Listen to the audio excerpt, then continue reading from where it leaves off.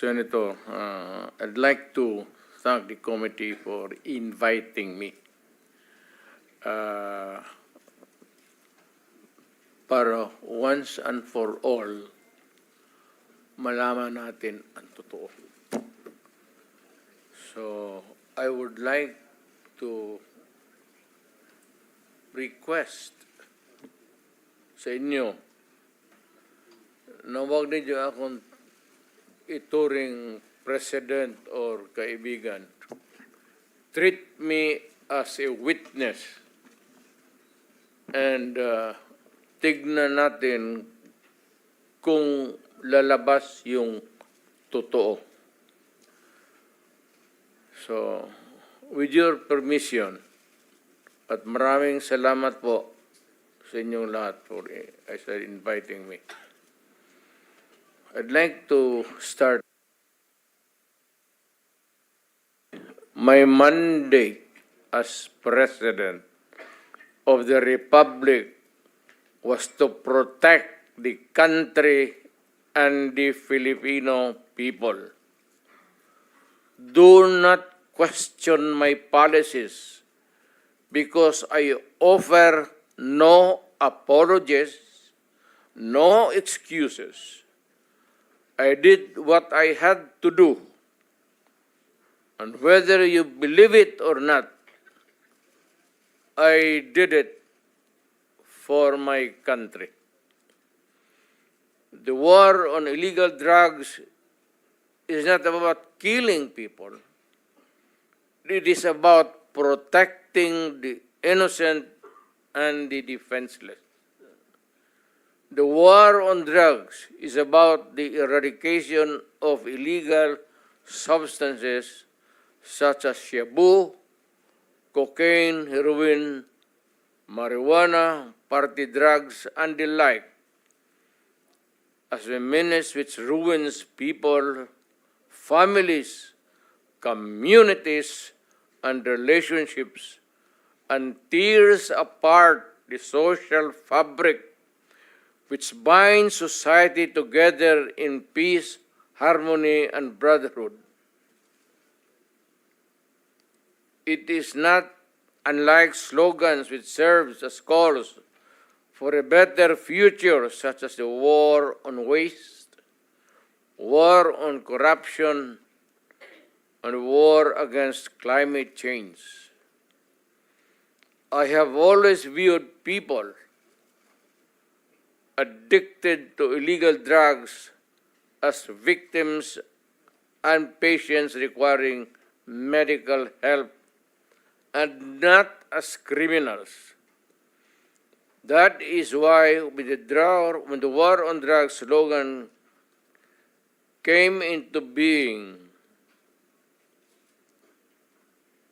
coined first as a message to the people of Davao City to stay away from illegal drugs, but at the same time, I had a drug rehabilitation facility constructed in Davao City, a city government expense, manned by Davao City government doctors, psychiatrists, nurses, and health workers, among others, to look after the complete rehabilitation of those addicted to illegal drugs. I believe then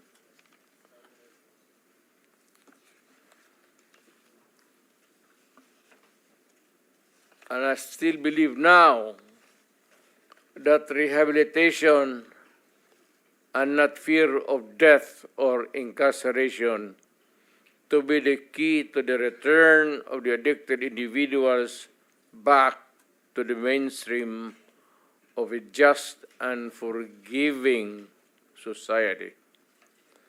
But no mistake about it, I hate drugs. I loathe the purveyors, the merchants, and the pushers of this demonizing element. I have not failed to emphasize this from the very day of the campaign when I ran for the presidency in 2016. This was my covenant with the Filipinos who believed in me. And to this day, most still agree with what in government have achieved. It is unfortunate that drug-related crimes are on the rise again. Every day you can read about children being raped, people getting killed and robbed. And just recently, a drug den was raided within the Malacanang complex. This clearly manifests that the purveyors of this menace are back in business.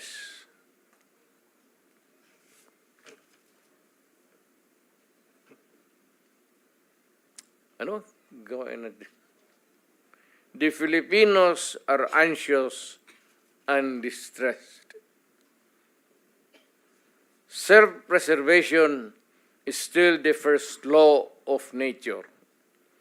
It is instinct. It is recognized in our laws as self-defense.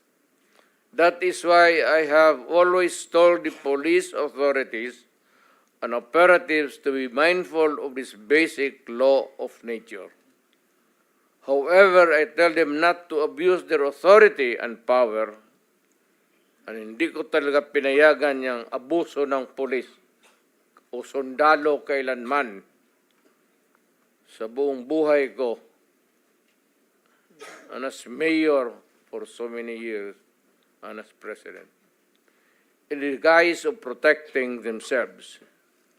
But when your very life is placed at risk, and it can be snuffed out in a matter of seconds, then and only then must you act accordingly. Repel the aggression only in self-defense. Alam mo, matagal ako nagturo sa aming bayan sa Police Academy. When I was a prosecutor, to augment my income noon bago akong kasal, nagturo ako sa pulis. Ang sinabi ko talaga sa kanila, when you are arresting a criminal, you are not supposed to request him to surrender. Rather, you have to overcome the resistance. However,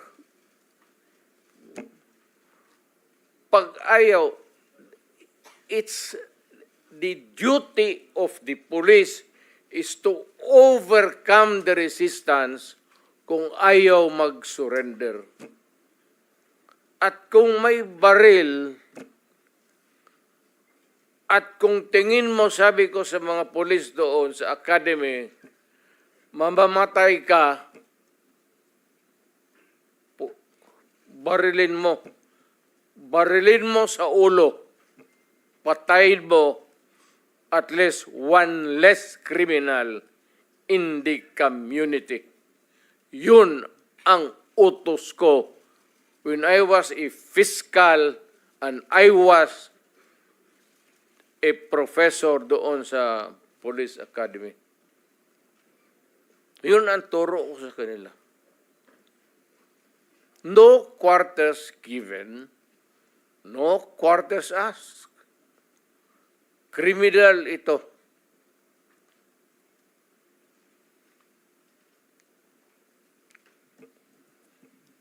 Repel the aggression only in self-defense. Do not make orphans of your children and widows of your wives. I don't want that in my conscience. as mayor and president. Hindi ko mabigat yan sa konsensya ko. I have warned, but before that, my job as president was never easy, and it was not meant to be. I have tried to do the best I can to address the problem of illegal drugs firmly and without compromise. For all of its successes and shortcomings, I alone take full legal responsibility sa lahat na nagawa ng mga pulis pursuant to my order. Ako ang managot.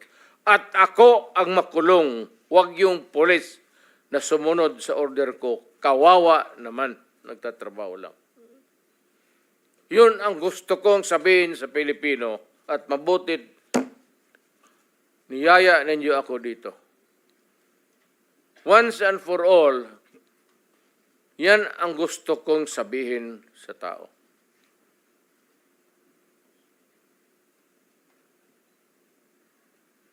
I have warned all of you as your president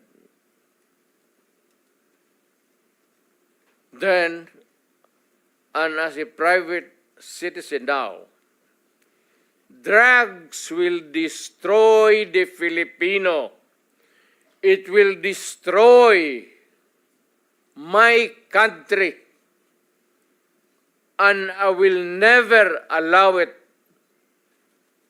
Baski ako empleyado sa gobyerno o private citizen, I will do what is necessary to protect my country, my community, at yung mga anak natin.